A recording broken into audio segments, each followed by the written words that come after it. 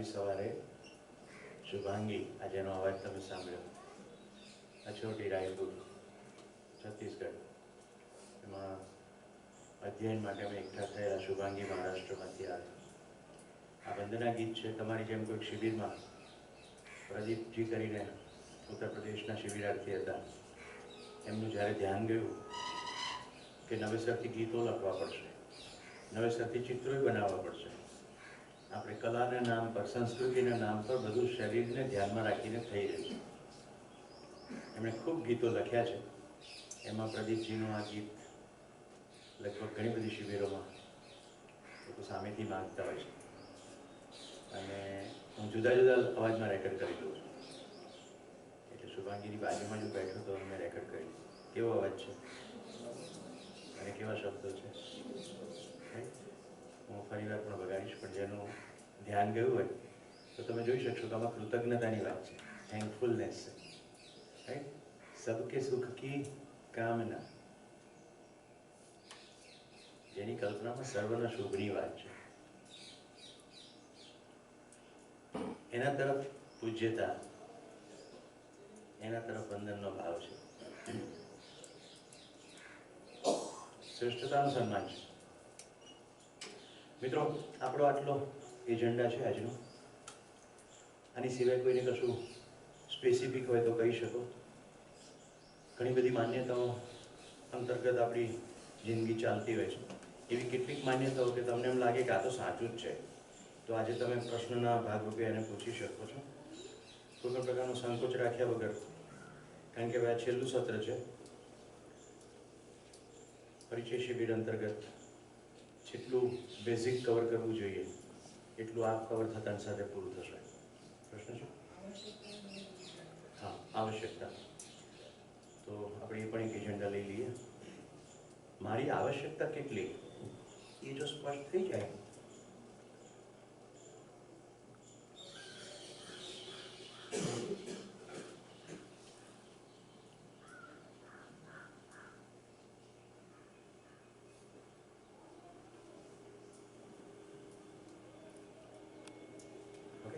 आकलन eight evaluation આપણે આપણી જિંદગીના અત્યારે જેટલા પણ વર્ષો જીવ્યા છીએ અને ભવિષ્યમાં સમજીને ચાલીએ કે 100 વર્ષ જીવીશું આ શરીર યાત્રામાં તો કેટલી આવશ્યકતા છે રાઈટ એનો હિસાબ લગાડીશું હવે મિત્રો સૌથી પહેલાં આજનું સૌથી મહત્વનું જે બિંદુ છે જીવન વિદ્યા જ્યાંથી આવે છે એનું નામ છે મધ્યસ્થ દર્શન તો ગઈકાલે આપણે જોયું કે જીવન પરમાણુ સ્વરૂપમાં મધ્યમાં ક્રિયા છે જેનું નામ છે આત્મા આત્મા એક ક્રિયા છે આપણે સતત ને સતત ક્રિયાનો સમૂહ જ છીએ તમારું 4.5 ક્રિયા ઉપર વિશેષ ધ્યાન ગયું હશે 5.5 ક્રિયાની જે વાત છે એ તો તમારા માટે અત્યારે પ્રસ્તાવ જ છે અને જેમ આખો શિબિર જ પ્રસ્તાવ છે એમ પોતાની અંદર જ જોવાનું છે મેં તમને મારી વાત કહી કે ભાસ આભાસ ને પ્રતીતિની સ્થિતિ ચાલ્યા કરે છે તો જેણે પણ આ પ્રબોધન કર્યું છે એને ખોટું બોલવાનું શું કારણ હોય પણ છતાંય આપણે તો તપાસવાનું જ છે એટલે આપણે અંદર જોતા રહેવાનું છે મારી અંદર દ્રઢ આત્મવિશ્વાસ છે કે હું નિરંતર છું હું મરી જવાનો નથી શરીર ખતમ થઈ જ જવાનું છે પ્રત્યેક ક્ષણે એટલી જાગૃતિ રહે છે કે હવે પછીની ક્ષણે જવાનું હોય તો આ ક્ષણ કેવી રીતે જીવી લેવી એટલે લાઈફની અંદર કોઈ પ્રપંચ નથી કોઈ મેનિપ્યુલેશન નથી ટ્રાન્સપરન્સી છે પારદર્શિતા છે રાઈટ જેની પણ સાથે મારો વ્યવહાર થાય છે એની સાથે બહુ સ્પષ્ટતા અને પારદર્શિતા સાથે હું વ્યવહાર એટલે કોઈનું શોષણ ન થાય મારાથી શક્ય હોય તો પોષણ થાય અથવા જ્યાં વ્યવહાર શક્ય નથી ત્યાં દૂર રહીએ કે આ વ્યવહારમાં આપણે ઉતરી શકાય એવું નથી માનવની વચ્ચે વ્યવહાર છે ઓકે માનવોને વાપરી નાખવા એમની પાસેથી કામ કઢાવી લેવું એ બધા ક્ષેત્રો છૂટી ગયા છે ત્યાર નહીં જીવન વિદ્યા પહેલાંના પણ ત્યારે એમ માનતા હતા કે આ બહુ અદ્ભુત કરીએ છીએ પછી ખબર પડી એવું કંઈ અદ્ભુત નથી પોતાની અંદર સમજણ ના પડે ત્યાં સુધી બીજું ગમે એટલું કરીએ બધું સંવેદનશીલતા જ છે એટલે ધાબળા ઉડાડવાનો કાર્યક્રમ વર્ષોથી ચાલતો આવતો તો એ ચાલી જ રહ્યો છે પણ હવે ફરક એ પડી ગયો કે કેમ એવું કરીએ કે જેથી કરીને કોઈને ધાબળા ઉડાડવા ના પડે નિરંતર છીએ એટલે એવી કોઈ જ ઉતાવળ નથી ફિર જન્મ લેંગે ફિર આएंगे રાઈટ આમાં જે નાનકીઓ છે કદાચ તમારા પેટે જન્મ લઈશ ફરી વાર મરી જઈશ વહેલો તો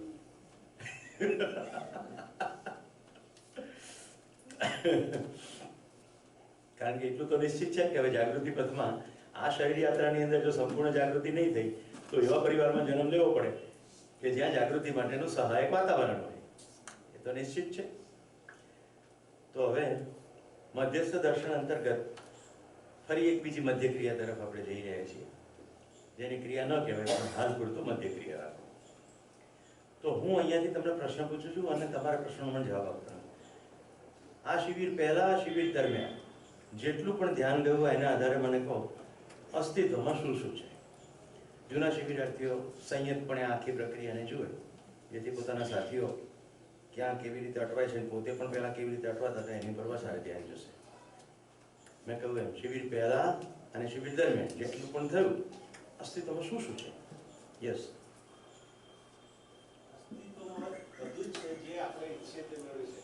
હા, એ આપણો ભાવ છે, પણ શું શું છે? શું શું છે?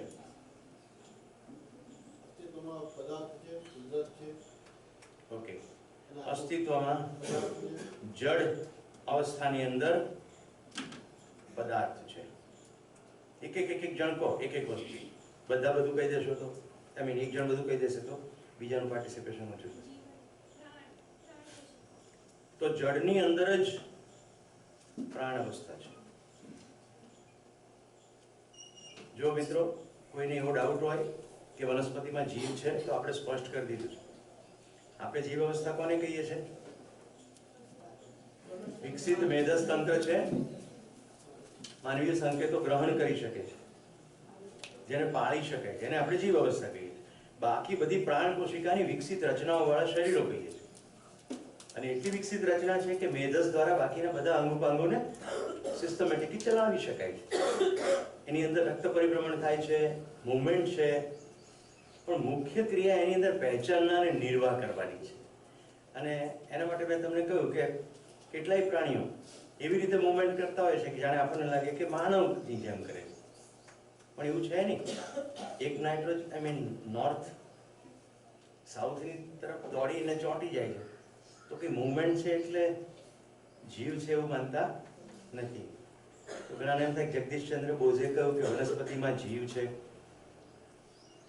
ભાઈ એવું તો કેટલું બધું કેટલા લોકોએ કીધું, આપણે ક્યાં તપાસ્યું? એ રાસાયણિક પ્રક્રિયા છે અને રાસાયણિક આખી પ્રક્રિયા જળ પદાર્થની વહીવટ છે. તો પહેચાન અને નિર્વાહ કરવાની ક્રિયા છે. તો ઝેર આપવામાં આવે તો વનસ્પતિ મરી જાય છે, તો પણ પહેલા કહ્યું જીવી જાય છે એટલે મરી જાય છે એવું બોલવું પડે. પુષ્ટિ તરફ ધ્યાન જાય કે બાયોકેમિકલ પ્રોસેસ છે અને પુષ્ટ થઈ રહ્યું છે, એમાંથી કંઈ પણ ઓછું કરશું એટલે પુષ્ટિ નહીં થાય. તો સૂર્યપ્રકાશની હાજરીમાં લીલી વનસ્પતિ પોતાના પર્ણોમાં ખોરાક બનાવવાની ક્રિયા કરે. આવું આપણે નિયમ ક્યાંથી કીધો? આપણે ખાધા વગર ચાલતું નથી ને એટલે આપણને વનસ્પતિને ખાવું પડતું છે. આપણે એવું જોઈ શકતા નથી કે નીચેથી કાર્બન, હાઇડ્રોજન, ઓક્સિજન, નાઇટ્રોજન વગેરે બધી વસ્તુ સિન્થેસાઇઝ થઈ ગઈ છે અને પછી ડિસિન્થેસાઇઝ પણ થઈ રહી છે. હવે લેબોરેટરીમાં પુરવાર કરી શકાયું છે, રાઈટ? બોઝ સાહેબે કીધું ત્યારની વાત જુદી હતી, અત્યારની વાત જુદી છે. તો જળની અંદર મેં પ્રાણ અવસ્થા કર્યું છે, એટલે તમામ પ્રકારનું વનસ્પતિ જગત અહીંયા આવશે. ઓકે, અને આપણે જે તત્વો કહીએ છીએ, મૂળ એલિમેન્ટ્સ, પરમાણુ, અને પછી સંયોજઈને અણુ, અને અણુના સંયોજનોથી રસાયણ, બરોબર? એટમ, મોલિક્યુલ, અને બીજું સંયોજનને શું કહો છો અંગ્રેજીમાં? કમ્પોઝિશન. કમ્પોઝિશન કહો છો અંગ્રેજીમાં? કમ્પાઉન્ડ્સ. Yes, compounds. તો એ બધું અહીંયા આવશે. Atom, molecule, compound. અહીંયા બધી પ્લાન્ટ લાઈફ. બીજું અસ્તિત્વમાં શું છે? જીવ. ચેતનની અંદર જીવ અવસ્થા.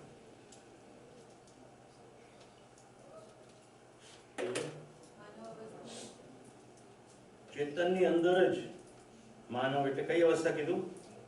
જ્ઞાન અવસ્થા. ઓકે, હવે જુઓ, હું આને આમ તો મેં લખ્યું છે પણ હું થોડો ફેરફાર કરું.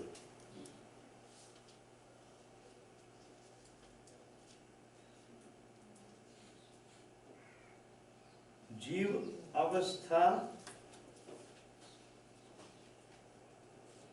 ની અંદર જ જીવ અવસ્થાના શરીરો,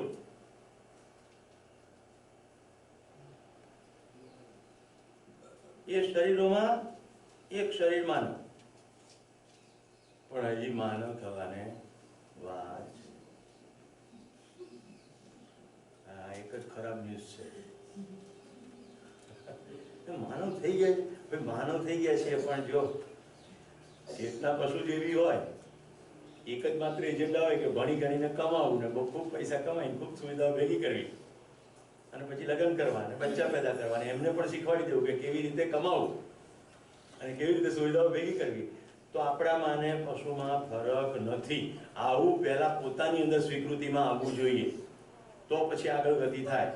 જો આપણું આવું સ્વીકૃતિમાં ના આવે, આપણને એમ જ લાગે કે બધું બરાબર જ છે, અચ્છા લગ્ન અચ્છા હોના હી હૈ, તો પછી આગળ કોઈ પ્રકારની ગતિ નથી. એટલે જીવન વિદ્યા શિબિર એ અનિવાર્ય જરૂરિયાત નથી. જીવન વિદ્યા શિબિર બધાએ કરવો જોઈએ એવું અમે કોઈ ભ્રમ સેવતા નથી. તમે ભલે કાલ સુધી એવો ભ્રમ સેવતા, પપ્પા મમ્મી કરી લે તો બહુ મજા આવે. મને એવો ભ્રમ નથી. એનું કારણ છે કે આ અસ્તિત્વ સંપૂર્ણતામાંથી આવતો પ્રસ્તાવ છે. અસંખ્ય રીતે મળી શકે. ઘણા લોકોને સ્મશાનની અંદર પોતાના એક સ્વજનને મળતા જોઈને ફટાક કરતું એમ થાય છે કે શરીર તો નાશવંત છે, અને એ દિવસ પછી એનું જીવવાની પદ્ધતિમાં બદલાવાઈ જાય. અને એવા કેટલાય છે કે જેને કંઈ ફેર પડતો નથી. વડીલાલ હોસ્પિટલ પાસે ઠાઠડીઓની દુકાન છે. એમાં એક ઠાઠડીવાળાનો ઇન્ટરવ્યુ ગુજરાત સમાચારમાં આવ્યો કે બધા પ્રાર્થના કરે કે ભગવાન ધંધામાં બરકત આપજે. તમે પ્રાર્થના કરો તો કેટલાક ટેલી જાય ને, ધંધામાં બરકત આપજે. તો કે અમે એવી પ્રાર્થના કરીએ છીએ, હે ભગવાન, તારી ઈચ્છા વગર કોઈ મરતું નથી, તારી ઈચ્છા પ્રમાણે થાવ, પણ જો કોઈ મરે તો મારી દુકાને ઘરાક મોકલજે, કારણ કે દુકાન તરચાર છે.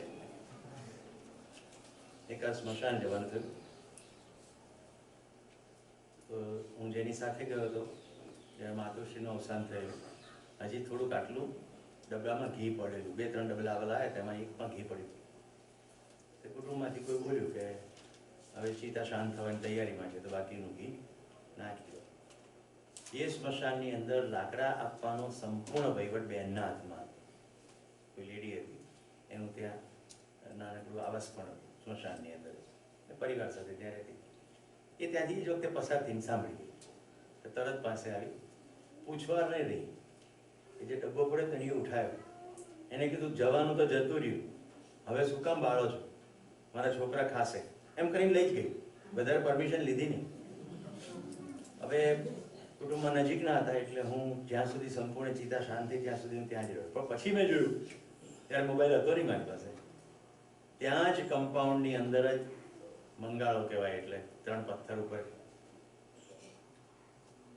રાંધવાની પ્રક્રિયા ગામડાઓમાં થતી હોય, એટલે 3 ઈંટોની ઉપર એને રાંધવાનું ચાલુ કર્યું. અહીંયા ચિતા બળી રહી છે અને ત્યાં રોટલા બની રહ્યા. મને એ દિવસે થયું કે આ બેનની સ્થિતિ કેવી હશે. રોજ બધાને લાકડા આપે, એની સામે બધા બળે, એ ત્યાં રહે પણ ખરી, અને સાથે સાથે ત્યાં જ રાંધે, એટલે ત્યાં જ જમે. સુરતમાં જમનાદાસભાઈને મળવાનું થયું. જમનાદાસ ગજેરા, સરનેમ જો ભૂલતો ના હોય. મેં કહ્યું તમે આટલા બધા રેશનાલિસ્ટ કેવી રીતે થયા? સ્ટોન્ચ રેશનાલિસ્ટ તરીકે એમનું ગુજરાતમાં નામ છે. આમ જડ કહી શકાય ને એટલા બધા, કોઈ પણ વસ્તુમાં માને નહીં.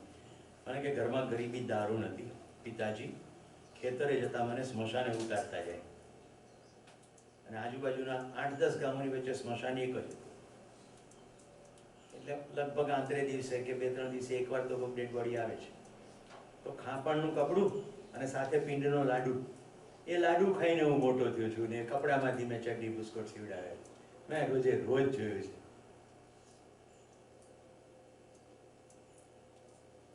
હું એમને ઘરે એમને મળવા ગયો, એમના પત્ની બેઠા. મને કે જો આકાલ મરી જાય ને સવારે તો હું બપોરે લાડવા ખાઉં.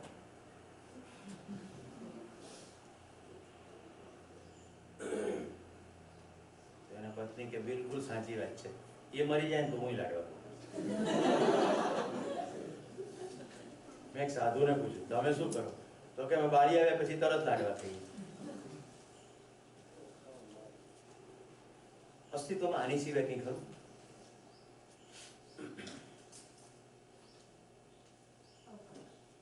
મેં એટલા માટે કહ્યું કે જૂના શિબિરાર્થીઓ ના કહો, એમનું ધ્યાન જવા દો.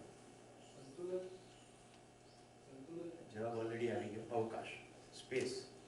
ખરી કે નહીં? સ્પેસ છે કે નથી? પદાર્થ અવસ્થાની અંદર મધ્યની અંદર અંશ અને પરિવેશમાં અંશ. તો અંશની વચ્ચે શું છે? અવકાશ છે કે નહીં? અસ્તિત્વની અંદર જળ અને ચેતન એકમો ઉપરાંત અવકાશ છે. અવકાશ એટલે સ્પેસ. ધ્યાન જાય છે? હવે જો આપણે જળ ચેતન અને અવકાશ એ બંને વચ્ચેનો એક ડિફરન્સ જોવાની કોશિશ કરીએ. અહીંયા જળ ને ચેતન અને અહીંયા અવકાશ. જૂના મિત્રો સંયત રહે, નવા દોસ્તોને આ બંને વચ્ચેનો ડિફરન્સ કાઢવામાં સહાય થાય. જળ ચેતન અને અવકાશ વચ્ચે કેટેગરીકલી ડિફરન્સ જોઈએ છે.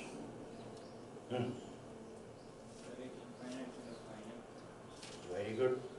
આ અસીમ છે અને આ સીમિત છે.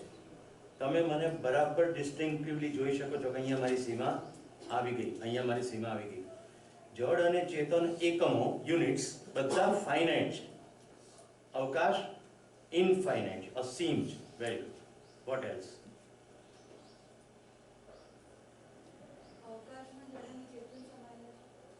Very good. અવકાશની અંદર જળ અને ચેતન એકમો છે. અવકાશ છે, જો અહીંયા અવકાશ છે ને, અવકાશમાં હવા પણ છે, અને હવા જે છે એ પાછો જળ પદાર્થ જ છે, વિવિધ વાયુઓનું બનેલું. એ તો ખ્યાલ આવે છે ને? અમોલા એવું કીધું કે અવકાશની અંદર જળ અને પદાર્થો સમાયેલા છે. હું પ્રસ્તાવ મૂકું છું, અવકાશ જળ અને ચેતન પદાર્થોની આર પાર છે. પદાર્થ અવસ્થાની અંદરના મધ્યની અંદર અંશ ગોળ ગોળ ફરી રહ્યો છે, એને ફરતે પરિવેશમાં અંશ ફરી રહ્યા. સ્પેસ તો છે કે નહીં? છે. બે પરમાણુ એકબીજાની સાથે જોડાયેલા લાગે છે, પણ કશું એકબીજાને અડેલું નથી. એક અચ્છી નિશ્ચિત દૂરી બધી જ વસ્તુઓની વચ્ચે છે. જ્યારે હું ત્યાં જઈને લખું છું તો કશું એને ચોંટેલું નથી. આ જે ઇંક છે એ બોર્ડને ચોંટેલી નથી. માઇક્રોસ્કોપિકલી જુઓ તો ખ્યાલ આવે. ધ્યાન જાય છે? તો અવકાશ આર પાર છે, પારગામી છે. પારગામી, આર પાર. હવે મને એ કે હું તને જોઈ કેવી રીતે શકું છું? અવકાશનો એવો કયો ગુણ છે કે હું તને જોઈ શકું છું? અવકાશ પારદર્શી છે. અવકાશ જો પારદર્શી ના હોય તો હું તમને જોઈ શકું નહીં. અવકાશ પારદર્શી, પારગામી છે એટલે આર પાર છે. હવે જો હું આમ ચાલું છું, અવકાશ ખસે છે ખરું કે એકમ ખસે છે? તો શું કહી શકાય અવકાશ વિશે? હું જ્યારે અવકાશમાં ચાલુ છું ત્યારે અવકાશ ખસતું નથી, હું ખસું છું. અવકાશ તો એમને એમ જ છે. અવકાશ સ્થિર છે. આ સ્થિર છે, રાઈટ?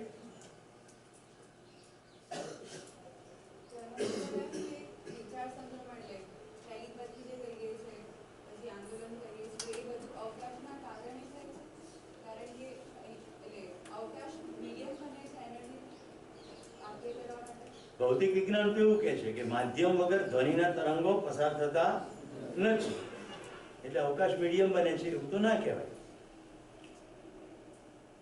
ભૌતિક વિજ્ઞાન તો એવું કહે છે. તમને શું લાગે? વિચારના સંક્રમણની ક્રિયામાં વચ્ચે હવાની જરૂર નથી, કમસે કમ જ્યાં સુધી રેઝોનન્સને સમજો છો ત્યાં. ઓકે,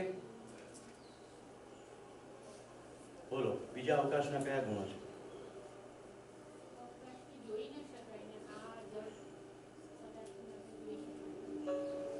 દ્રષ્ટિગોચર છે,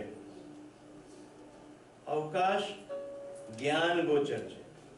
અવકાશ છે એવું સમજાય છે, રાઈટ? અવકાશ છે એવું સમજાય છે ને.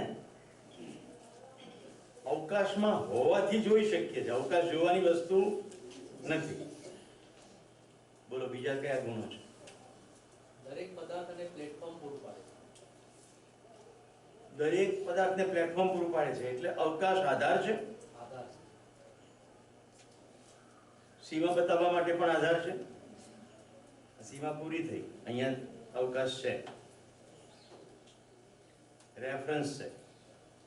Vote else? હું હાથ ઉપર નીચે કરું છું, અવકાશમાં કોઈ વિકાર થાય છે? અવકાશ ઘાટો થાય, પાતળો થાય, કેવું કઈ થાય છે?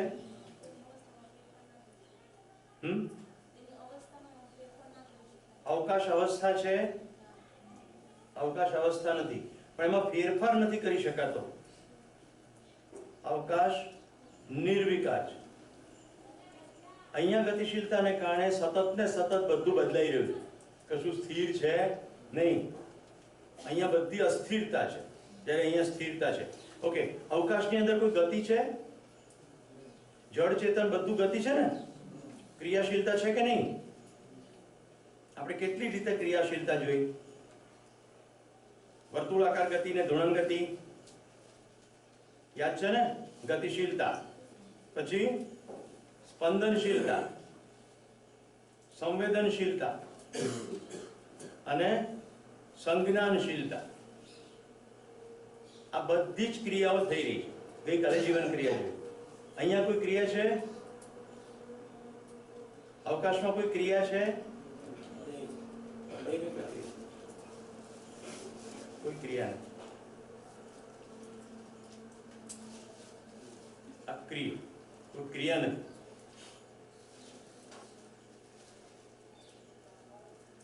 એક પંખાને ગોળ ગોળ ફરવા માટે શું કરવું પડે? કાઢે વીજળીનો પંખો છે તો ઇલેક્ટ્રિસિટી આપવી પડે, ઉર્જા આપવી પડે કે નહીં આપવી પડે? કોઈ પણ વસ્તુને ગતિ કરવા માટે ઉર્જા જોઈએ કે નહીં જોઈએ? તો સૂક્ષ્મથી સૂક્ષ્મ અંશ સતત ને સતત ગતિ કરી રહ્યો છે. ક્યાંથી ઉર્જા આવે છે? અણુ જોશો તો અણુની અંદર અંશો છે, એ ગોળ ગોળ ફરી રહ્યા. આ અંશની અંદર ઉર્જા ક્યાંથી આવે છે? સતત ફરી રહ્યા, સતત ને સતત ફરી રહ્યા. કોઈ પણ વસ્તુ સૂક્ષ્મથી સૂક્ષ્મ કરતા જાઓ તો પણ ફરી તો રહ્યું જ છે. અને અવકાશ આર પાર છે.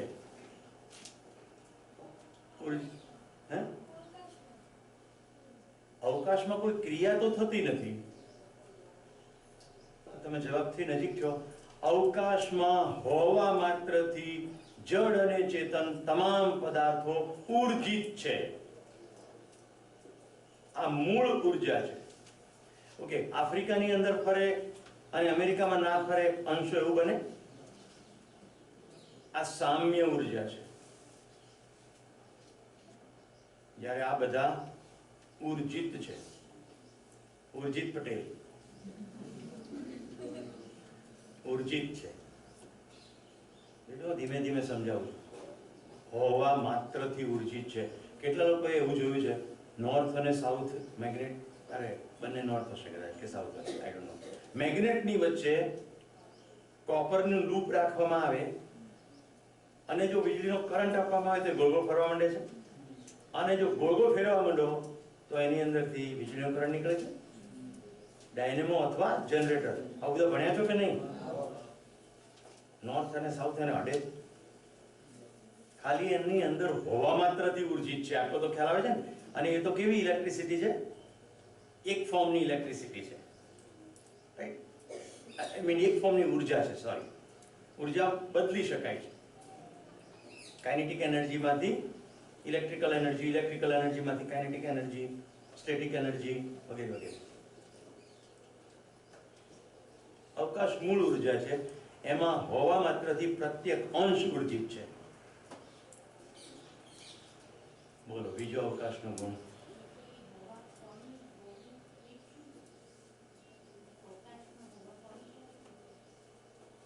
છીએ, તમે ને હું છીએ અવકાશમાં. એક જીવન એ વાત થઈ ગઈ. જીવન એ પરમાણુ છે, આત્મા એની એક ક્રિયા છે. એટલા માટે આપણે ડાબી બાજુ જડ અને ચેતનને પહેલા જોયું. આ જડ અને ચેતન બધા એકમો છે. એકમો એટલે યુનિટ. એકમ એટલે યુનિટ, એ તો ખ્યાલ આવે છે ને? એક પેન, બે માઇક, એક કોમ્પ્યુટર, 60 વિદ્યાર્થીઓ, આ બધા એકમો છે. અવકાશ વિશે શું કહી શકાય? આ બધા એકમો ગણી શકાય કે ના ગણી શકાય? અવકાશ વિશે શું કહું? અગણ્ય કહીશું ને તો શું થશે કે ગણવાની આપણી તેવડ નથી. મારે તમારી પાસેથી એવો શબ્દ જોઈએ છે કે જે ગણી શકાય નહીં એવું એનો ગુણ છે. કંઈક બોલી તું. અસંખ્ય કહીએ તો સંખ્યા શબ્દ આવે ને એની અંદર. કોઈક એવો શબ્દ કહો જેનાથી એવી ખબર પડે કે આ વસ્તુ એવી છે કે એને ગણવાનો મુદ્દો ઉપસ્થિત થતો નથી. અનંત કહીએ તો શાંત શબ્દ છે. કોઈક અંત છે, ગણતા ગણતા અંત આવે છે. એક મિનિટ. દરિયાને કાંઠે દરિયાને કાંઠે કિનારા ઉપર રેતીના કણો ગણી શકાય કે નહીં? ગણી તો શકાય ને. તમે ગણવાનું શરૂ કરો તો આપણે શું કહીએ છીએ? અનંત છે, અનંત છે એવું કહીએ. ગણી તો શકાય પણ આપણી તેવડ નથી કે આપણે એક કણ ગણીએ. ઓકે, પણ છે તો ખરા. એક એકમ છે ને.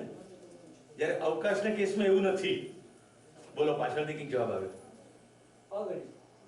એ તો કહી દીધું ને. જેમાં ગણિત કહેશો એટલે પાછું એ તો તમારી પોતાની ક્ષમતાની વાત આવશે. હું એને કોણ બોલ્યું? Very good Amol. વ્યાપક. એવી કોઈ જગ્યા હશે કે જ્યાં એકમ ના હોય? એવી કોઈ જગ્યા છે કે જ્યાં વ્યાપક ના હોય, સ્પેસ ના હોય? આ આખી કોસ્મિક સિસ્ટમમાં એવી કોઈ જગ્યા હશે કે જ્યાં ગ્રહ ના હોય? આપણે જોઈ શકીએ છીએ રાતે 2 તારાઓ વચ્ચે ઘણી બધી ખાલી જગ્યા છે, રાઈટ? એવી કોઈ જગ્યા ખરી કે જ્યાં અવકાશ ના હોય? એટલે વ્યાપક છે. વ્યાપક છે. વ્યાપક.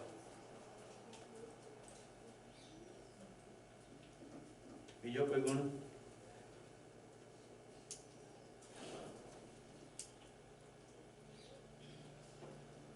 અવકાશનો બીજો કોઈ ગુણ? મૂંઝાવાનું નથી, ખાલી પ્રયત્ન કરવાનો છે. કારણ કે દરેક માનવની આ શક્તિ છે અવકાશને સમજવાની. રંગ ગંધ રહિત છે, અક્રિય છે, નિર્વિકાર છે. કોઈ પ્રકારની અંદર ક્રિયા થતી નથી એટલે રંગ ગંધ નહીં આવે. કારણ કે રંગ કહીએ તો પણ ક્રિયા છે, એ તો ખ્યાલ છે ને. રંગો બીજું કશું જ નથી પણ ખાસ પ્રકારની ફ્રીક્વન્સીનું રિફ્લેક્શન છે. એ બધું તમે ભણ્યા છો ભૌતિક. એ લખ્યું ને વ્યાપક. અશ્વિનભાઈ નહીં, તમે નહીં, જૂના શિબિરાર્થીઓ નહીં, કારણ કે નહીં તો આ લોકો મહેનત નહીં કરે. તમારી અંદર આ ઉઠવું જોઈએ.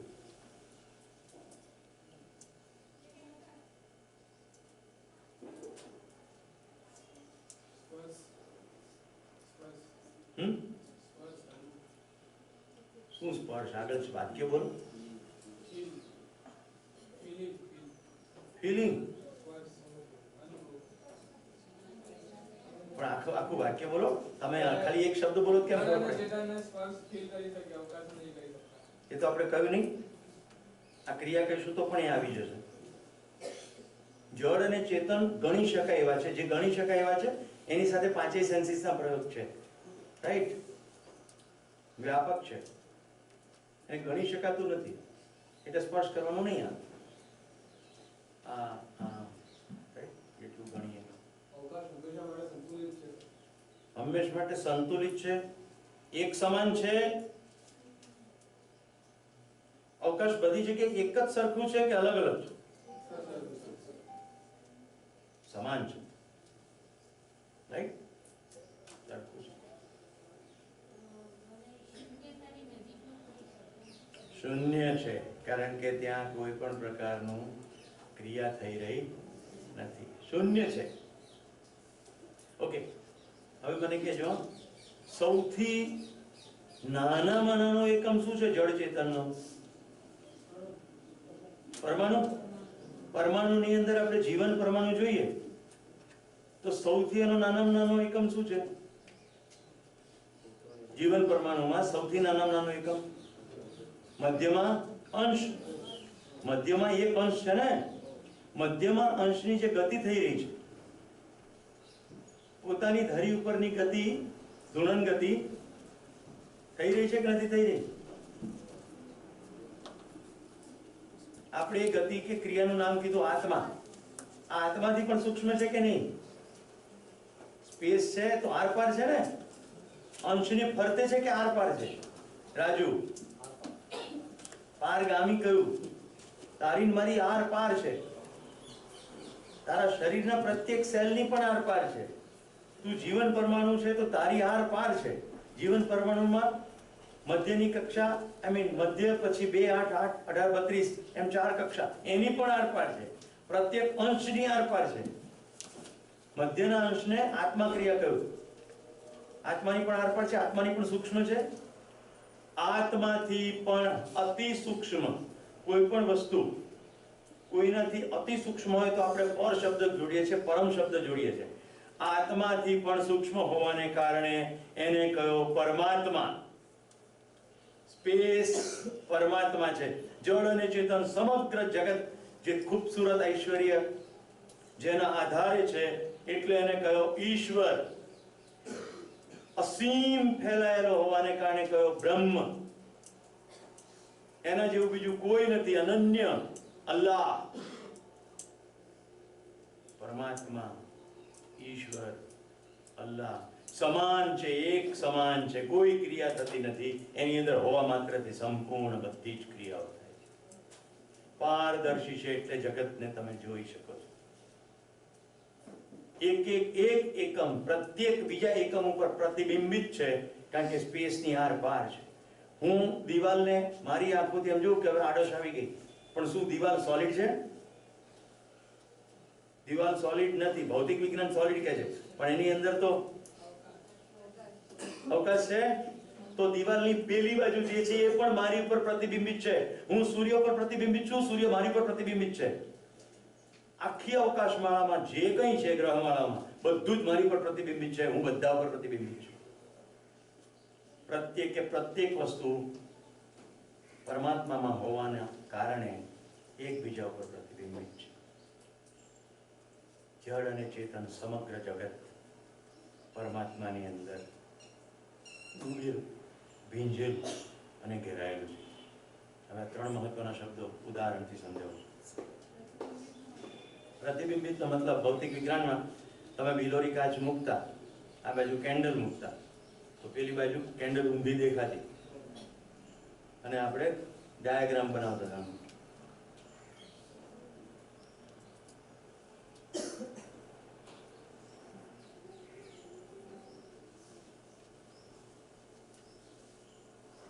આવી રીતે કેન્ડલ મૂકતા,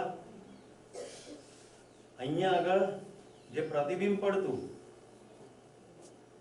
એ ઊંધું પડતું, અને પછી આપણે આમ કરીને બતાવતા. મારો મુદ્દો ખાલી એટલો જ છે કે આ કાચને હટાવી દો. કાચ તો ખાલી ઇમેજ અહીંયા સરખી કરીને બતાડે, ઉલટી સરખી કરીને બતાડે. આ કશું ના હોય તો પ્રતિબિંબ તો પડી જ રહ્યું, ખાલી આપણે જોવાથી ખબર પડતી નથી. ત્યારે સાદી ભાષામાં કહે તો તારી છાપ મારી પર પડે જ છે. તું મારી સામે બેઠી હોય તોય પડે છે, ના બેઠી હોય તોય પડે. તું અહીંયા હોય તોય પડે છે, અમેરિકા હોય તોય પડે છે, કારણ કે કશું વચ્ચે આળસ છે જ નહીં. જેને આળસ કહીએ છીએ તો બધું પારદર્શી છે, અવકાશમાં હોવા માત્રને કારણે. મિત્રો કલ્પના કરજો, જળ અને ચેતન આખું જે ઐશ્વર્ય છે, આ ઐશ્વર્ય જેના આધારે રહ્યું છે એટલે અવકાશને નામ કહ્યું ઈશ્વર. ફેલાયેલું છે એટલે કહ્યું બ્રહ્મ. એની અંદર હોવા માત્રથી ઉર્જિત છે, કશું કરવું પડતું નથી. એની અંદર હોવા માત્રથી ઉર્જિત છે. આખું જગત એની અંદર હોવા માત્રથી ઉર્જિત છે. ત્યાં કોઈ ક્રિયા થઈ નથી. નિર્વિકાર, કોઈ વિકાર નહીં. અસીમ વ્યાપક. જેટલા ભજનો અગાઉ અત્યાર સુધી સાંભળ્યા છે, ક્યાંક ક્યાંક એના ઈશારાઓ જોવા મળશે. સર, એનો મતલબ એવો છે કે આપણે દરેક અવકાશમાં રહેલી દરેક વસ્તુ સાથે કનેક્ટેડ છે. યસ, વી આર પ્રતિબિંબિત ઓન ઓલ ધ એકમ. પ્રત્યેક એકમ ઉપર પ્રતિબિંબિત છે. એવું ના હોય તો હું તને કેવી રીતે ઓળખી શકું? જીવન જીવન કો પહેચાનતા હૈ. વિચારનું સંક્રમણ હવે સમજાશે. બધું બધાની પર પ્રતિબિંબિત છે, ખાલી ધ્યાન દેવાની જ વાર છે. આપણે ધ્યાન દેતા નથી. તમે બધા મારી પર પ્રતિબિંબિત છો. હું પ્રાંશુ તારી તરફ ધ્યાન દઉં, તું પ્રતિબિંબિત તો છે જ. હવે તું મને દેખાશે, ને તારી અંદરના વિચારો મને દેખાશે. ધ્યાન દેવાની વાત છે. આપણે એટલું ધ્યાન દેતા નથી. આપણે આપણા શરીર ઉપર પણ ક્યાં સરખું ધ્યાન દઈએ છીએ? તમારા બધા નખ જોઈ લો, છેલ્લે ક્યારે કાપેલા? ઘણાના થોડા વધેલા હશે, ઘણા તો સ્પેશિયલી ડિઝાઇનના નખ રાખતા હોય છે. આપણી ઘણી બધી દીકરીઓ બહેનોને એવો ભ્રમ છે કે નખ લાંબા રાખવાથી સુંદરતા વધે છે. હજી પશુ ચેતનામાં જ છે. આપણે હવે કોઈ ફાડવાનું છે નહીં જેથી નખને લાંબા રાખવાની જરૂર પડે. આપણી જીવનશૈલીમાં લાંબા નખની ક્યાંય આવશ્યકતા છે નહીં. એક ભાઈને મેં પૂછ્યું કે તું શું કામ વધારે છે? તો કે ડિસમિસ તરીકે કામ લાગે. હવે પહેલેથી જન્મતા પહેલા જ વ્યવસાય નક્કી કરી નાખ્યો કે આપણે આખી જિંદગી મિકેનિકનું જ કામ કરવાનું. એટલે ડિસમિસના આપણે તો નખનું ડિસમિસ બનાવી દીધું.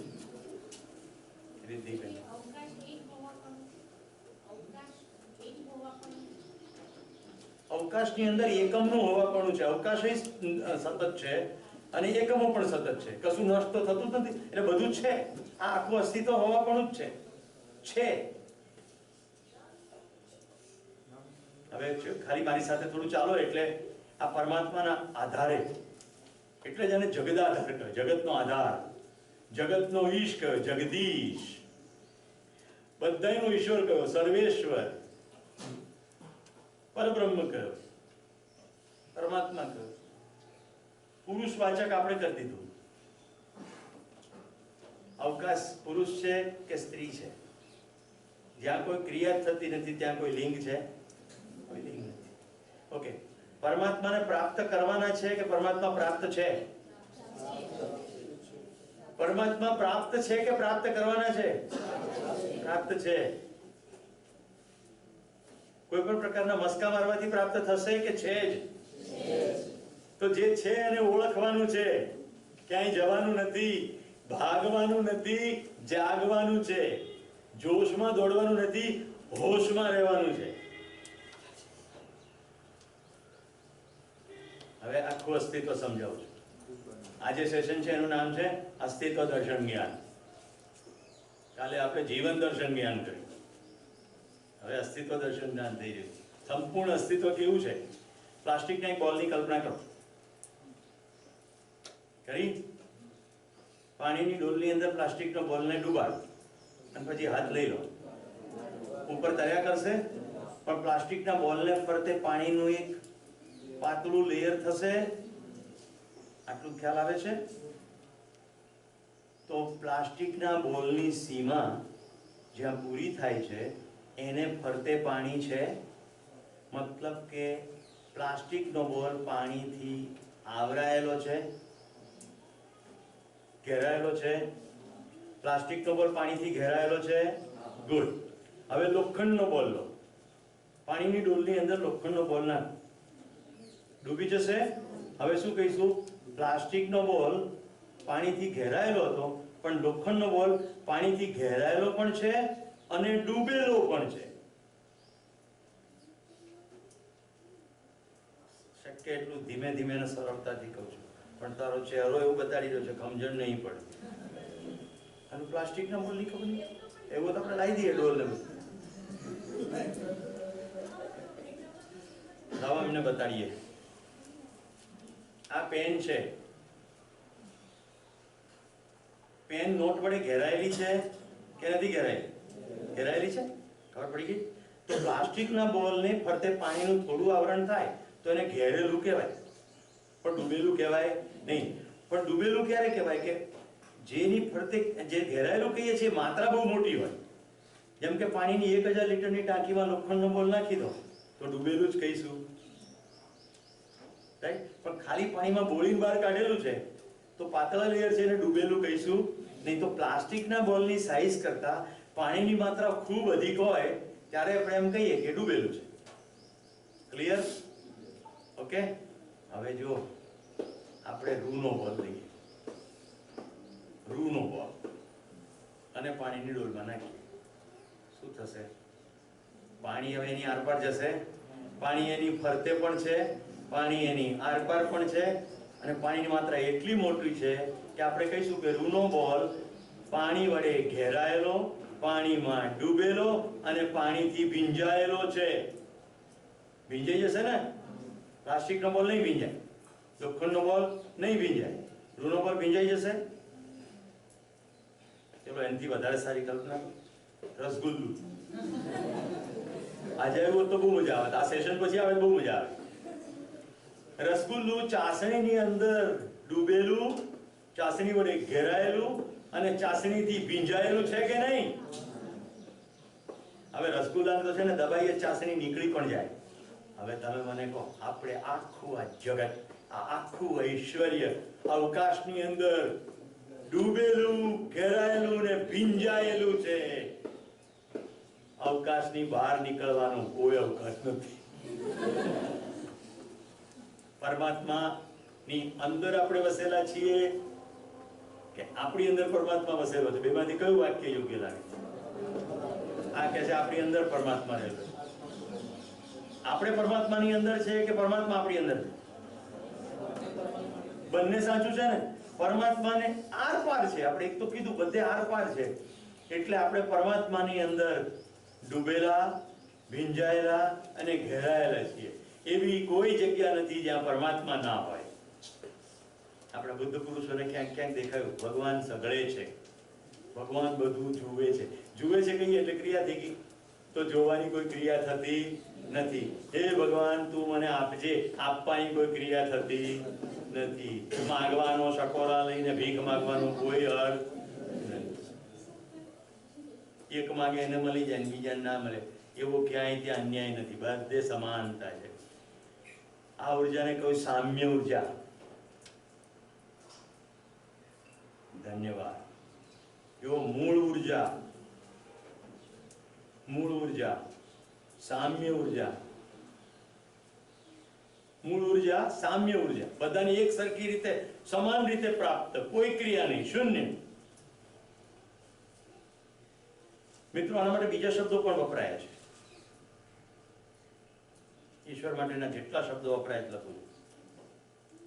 ઈશ્વર, બ્રહ્મ, પરમાત્મા, જગદીશ અથવા જગદ આધાર, મૂળ ઉર્જા, શૂન્ય, સમાન, પણ સૌથી મહત્વનો શબ્દ આપણા માટે છે વ્યાપક. એક જ શબ્દ કહેતાની સાથે એકદમ સ્પષ્ટ થઈ જાય. કોણ એક અને કોણ અનેક? આપણે ખોટું પડશે, કારણ કે જેવું એક કહેતાની સાથે બીજાની વાત આવશે. વ્યાપક ગણનાત્મક નથી, વ્યાપક ગણી શકાય એમ નથી, એટલે વ્યાપક એક છે એમ નહીં કહેવાય. એકમો અનેક છે પણ વ્યાપક એક નથી, કારણ કે વ્યાપક ગણનાથી પર છે, એટલે શૂન્ય શબ્દ છે. એક કહીએ તો ખોટું પડશે. હા, બોલવાની ભાષામાં છે એવું, તું હી એક, તારી સિવાય કોઈ નથી બીજું, પણ તારી જેવું બીજું કોઈ નથી એમ કહી શકાય. અનન્ય. હા, નિરાકાર, નિર્વિકાર કીધું છે ને, એવો જ નિરાકાર. બરાબર, ખૂબ સરસ. નિરાકાર, નિરંજન એમ કે છે, રાઈટ? નિરાકાર, નિર્વિકાર, સમાન. એક શબ્દ બીજો પણ છે, સત્તા. સત્તા. તમે ઘણા વેદાંતના ગ્રંથો, એની પરની ટીકાઓ વાંચશો તો ત્યાં સત્તા, મૂળ સત્તા એવા શબ્દો આવશે.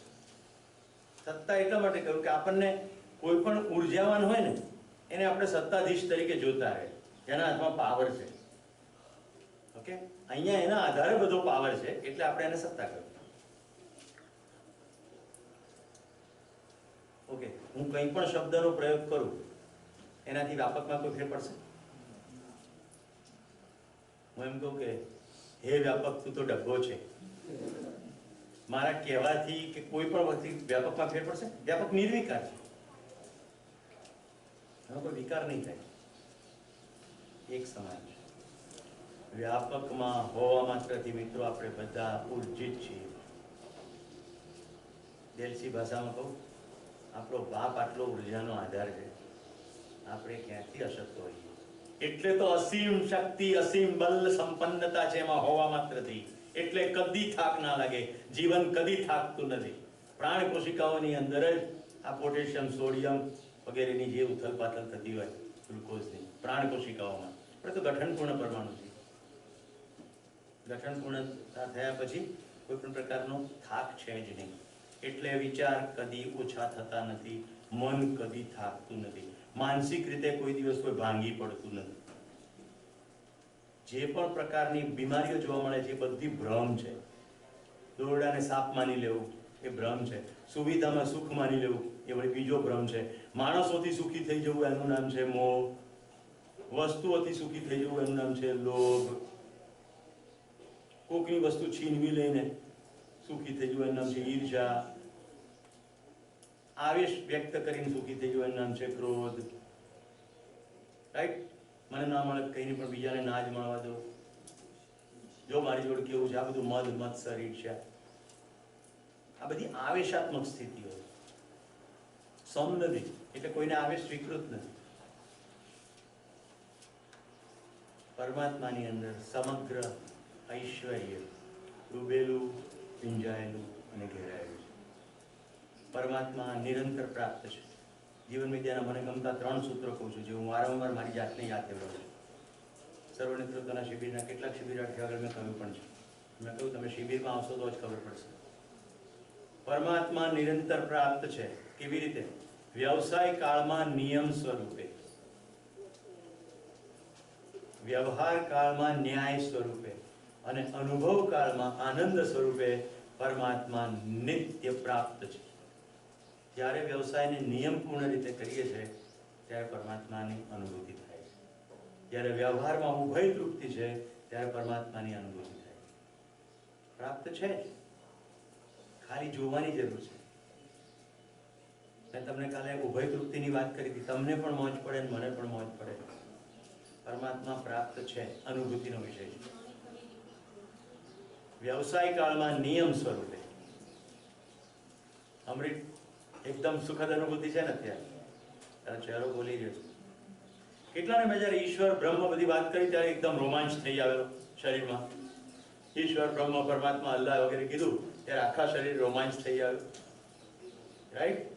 અત્યારે મને તો સતત થઈ જ રહ્યો છે. હું આ સેશન લઉં ત્યારે હું સમગ્ર સેશન દરમિયાન રોમાંચિત જ હોઉં છું, કારણ કે બહુ અતિશય સૂક્ષ્મતાથી ધ્યાન જતું રહે. વ્યવસાય કાળમાં નિયમ સ્વરૂપે, વ્યવહાર કાળમાં ન્યાય સ્વરૂપે. કાળ એટલે એ ડ્યુરેશન દરમિયાન આપણે કરતા હોઈએ, વ્યવસાય કરતા હોઈએ એક સમય, વ્યવહાર કરતા હોઈએ એ સમય. વ્યવહાર કાળમાં ન્યાય સ્વરૂપે. ન્યાય એટલે ઉભય તૃપ્તિ, એટલે કોઈનું શોષણ શક્ય નથી. એકવાર સમજણ પડી ગયા પછી તમે કોઈને શોષિત ના કરી શકો. રાઈટ? હું એને પ્રેમથી મન્યો કહું છું, પણ આશય સન્માન ઓછું કરવાનું નથી.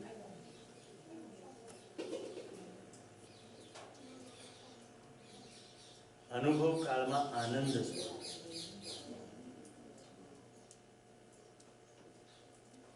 પરમાત્મા નિત્ય પ્રાપ્ત છે. આમ પણ પરમાત્મા નિત્ય પ્રાપ્ત છે જ. આ તો ધ્યાન ખેંચવાની વાત છે. હવે મને કહો, કોઈ પણ વ્યવસાય કરીશું, જો પરમાત્માને અનુભવ કરવો હશે તો નિયમ છોડ નેવે મુકાશે ખરો? હવે નિયમો કયા છે? તો આપણે અત્યાર સુધી ભૌતિક નિયમો અને રાસાયણિક નિયમો એમ કહેતા રહીએ છીએ. હવે નિયમો 3 જ છે. જળ જગતના નિયમો, ચેતન જગતના નિયમો અને એ બેની વચ્ચેની પારસ્પરિકતાના નિયમો. સાવ સાદું કહી દઉં તો એ બધા એકબીજા સાથે જે સંકળાયેલા છે એનો નિયમ એ પોતાનો હોવાપણાનો નિયમ. જળ જગત છે એનો એક નિયમ છે, ચેતન જગતનો બીજો નિયમ છે. આપણે બધા ધર્મ જોયો તો પદાર્થનો ધર્મ હોના, પ્રાણ અવસ્થાનો ધર્મ પુષ્ટિ, જીવ અવસ્થાનો ધર્મ જીને કિયાશ, માનવનો જ્ઞાન અવસ્થાનો ધર્મ સુખપૂર્વક જીને કિયાશ. આ એનો ધર્મ છે.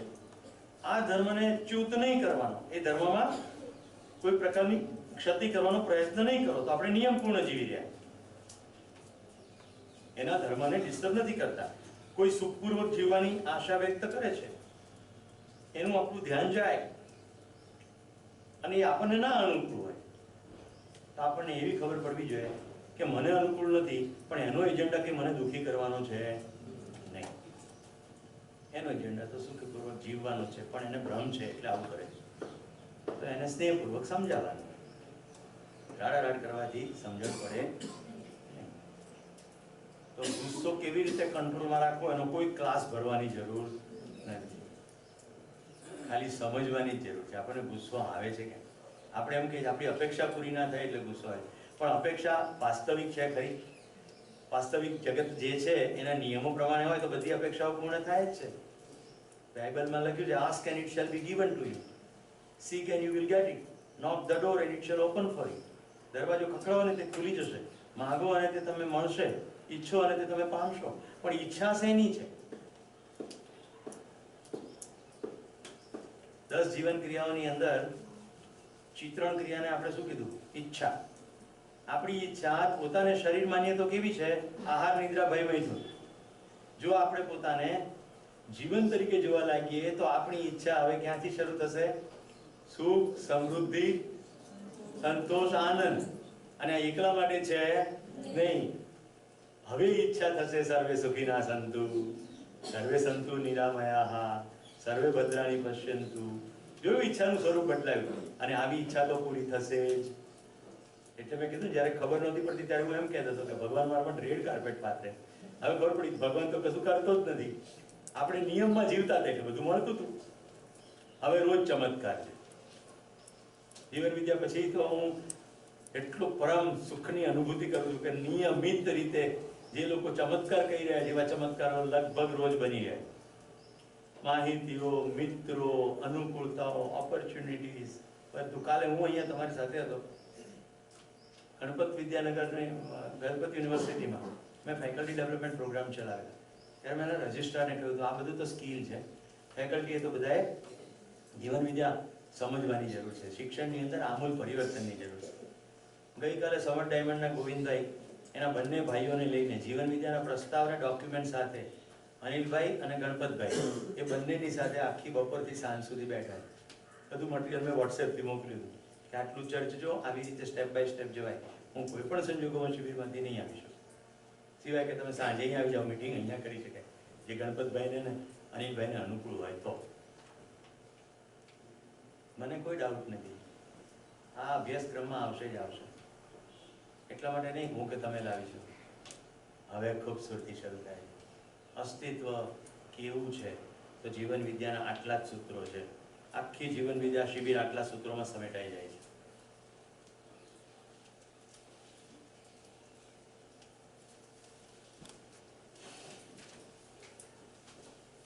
પહેલું સૂત્ર અસ્તિત્વ સહ અસ્તિત્વ છે. વોટ ઇઝ સહ અસ્તિત્વ? એવી કોઈ જગ્યા છે જ્યાં વ્યાપક ના હોય? બધે વ્યાપક છે તો બધા જ એકમોનું વ્યાપક સાથે સહ અસ્તિત્વ છે. પરસ્પરતામાં તો છે જ, જડ ચેતન તો ખરું જ, પણ વ્યાપકની સાથે સાથે જ સહ અસ્તિત્વ છે. આખું અસ્તિત્વ પરમાત્મા એટલે કે વ્યાપકની અંદર ડૂબેલું, ભીંજાયેલું, ઘેરાયેલું છે, સતત જ છે. અસ્તિત્વ સહઅસ્તિત્વ છે, વિકાસ ક્રમ છે. જો બધામાં છે આવશે. વિકાસ ક્રમ છે.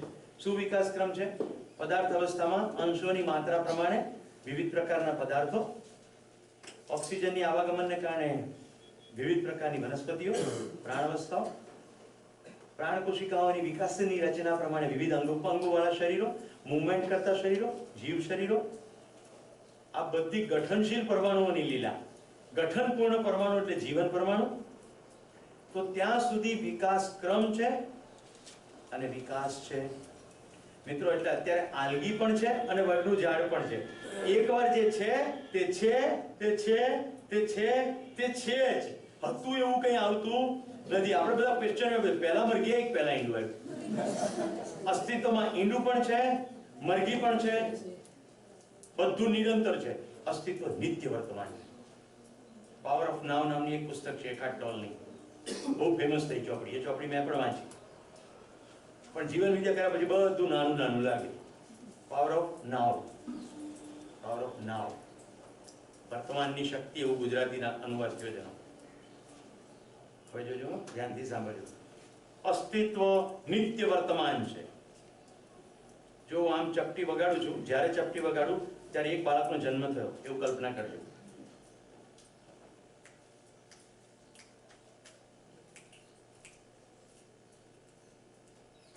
જન્મ નિત્ય વર્તમાન છે કે નથી?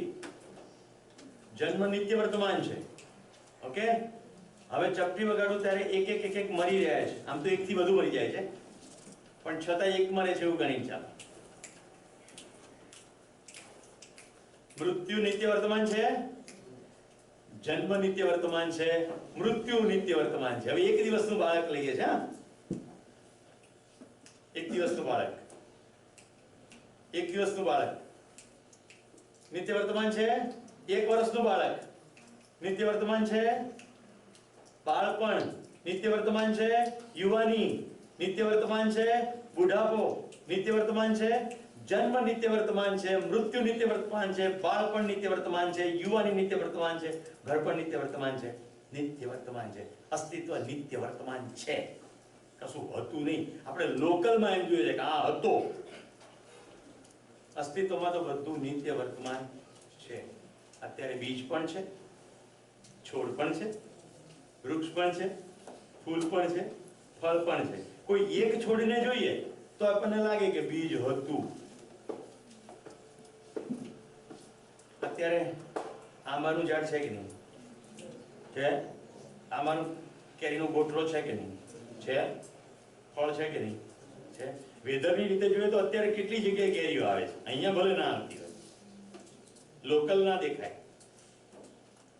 દ્રષ્ટિગોચર જગત માત્ર લોકલ જ દેખાશે. આટલું જ દેખાશે. હું અહીંયાથી ખુશાલને જોઈ શકું, ધ્યાનવીને જોઈ શકું, પણ જ્ઞાન ગોચર વડે અમેરિકા છે કે નહીં? અમુક નથી દેખાતું. છે કે નહીં? અત્યારે કેટલાક લોકો ઊંઘતા હશે કે નહીં? ભારતમાં અમેરિકામાં બે જગ્યાએ. કેટલાક લોકો જાગતા હશે કે નહીં?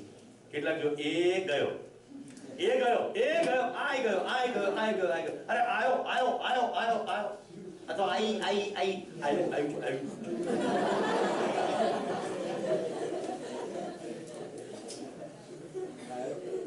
તો વાછરડું આવ્યું, બાબો જન્મ્યો, બેબી ગઈ.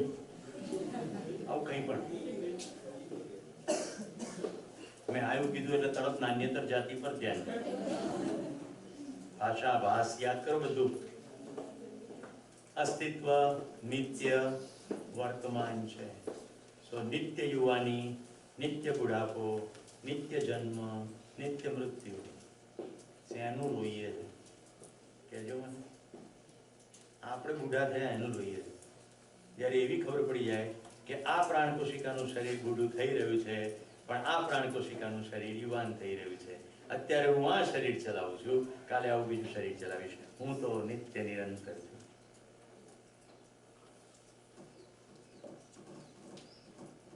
હવે ક્યાંક ક્યાંક આવા વાક્યો યાદ આવશે. અગ્નિ જેને બાળી શકતો નથી, પાણી જેને ભીંજવી શકતું નથી.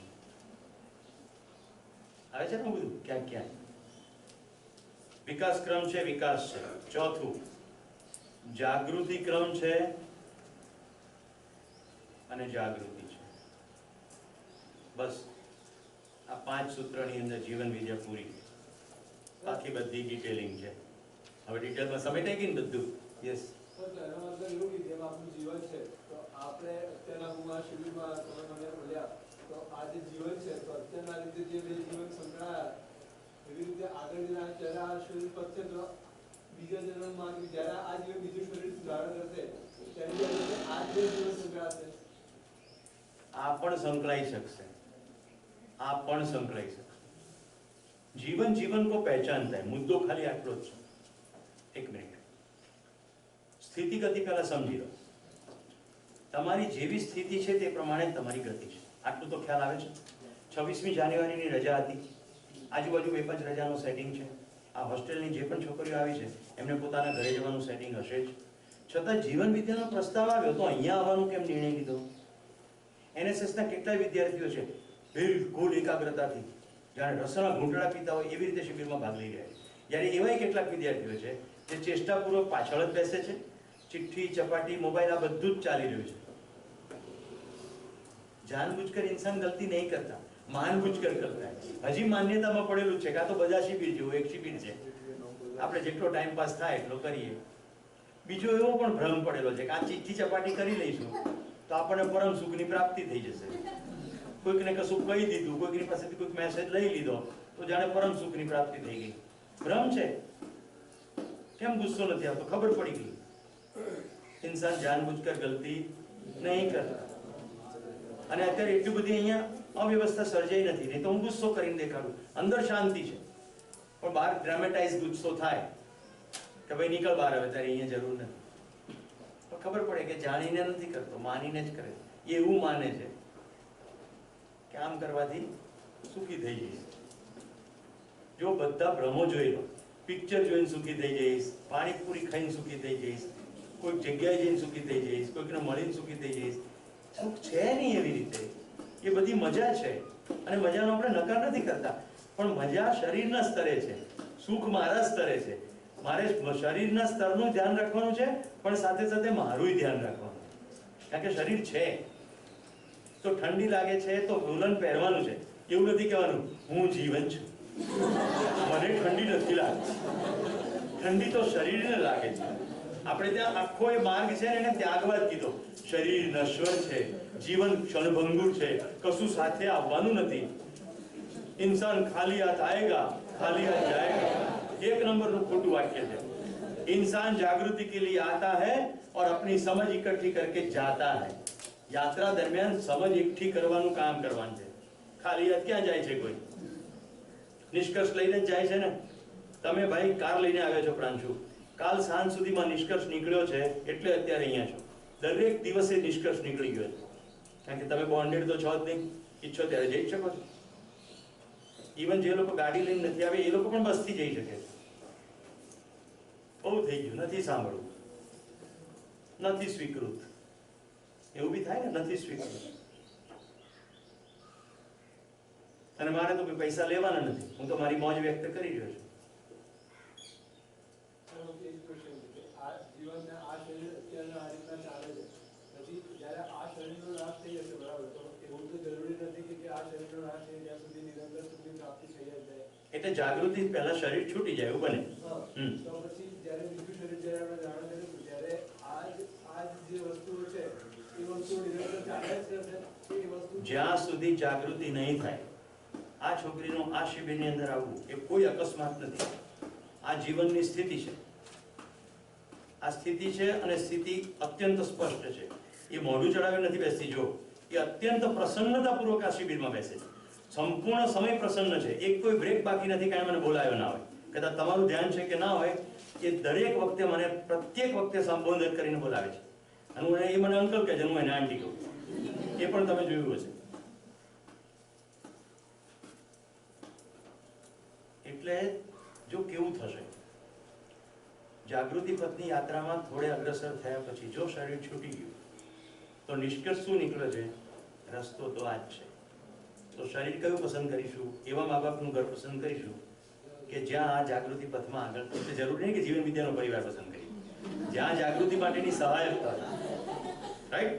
દાખલા તરીકે મારો એક નિષ્કર્ષ નીકળેલો છે, હું મારો નિષ્કર્ષ શેર કરું છું કે શિક્ષક તરીકે મારે સમાજમાં જે લેટેસ્ટ ટેકનોલોજી છે તે વાપરવી. અત્યારે હું જે વાપરું છું ટેકનોલોજી ટેબ્લેટ PC છે, જેથી આ બોર્ડ થઈ ગયું.